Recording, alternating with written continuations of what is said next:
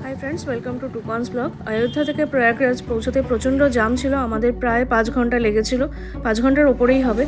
তো হোটেলে check in করে আমরা গেলাম এই আগরওয়ালে খেতে, এটা কাছাকাছিই ছিল হোটেলের। তো সেখানে আমরা গিয়ে খেলাম চাউমিন, আর হচ্ছে গিয়ে ভেজ চাউমিন ছিল, আর ছিল সাথে আলু টিক্কি চাট।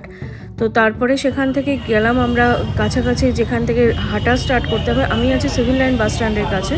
তো এই সিভিল লাইন বাস স্ট্যান্ডের পরের থেকে আর কোনো কোনো ই রিক্সাও এখানে অ্যাভেলেবেল, মানে বন্ধ করে দিয়েছে যাওয়া। অ্যাভেলেবেল হয়তো আছে কিন্তু বন্ধ, আমি দেখলাম না কোনো ই রিক্সা। আর এখানে অ্যানাউন্সমেন্ট হচ্ছিলো যে এখানে সব মানে বন্ধ আছে, খালি এরকম হাতে টানা রিক্সাও দেখলাম, আর হচ্ছে গিয়ে 2 হুইলার্স দেখলাম অ্যাভেলেবেল আছে। তো এরা বললো যে সঙ্গম অবধি নিয়ে যাবে, জানি না কতটা নিয়ে যাবে।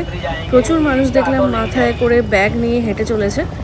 আর এখানে প্রচুর ভিড় ছিল, কারণ এখানে এই জায়গাটা হচ্ছে কি সিভিল লাইন বাস স্ট্যান্ড, সব জায়গার বাস এখানে এসে আসছে লোকজন, এখান থেকে এসেই হেঁটে যাওয়া স্টার্ট করছে।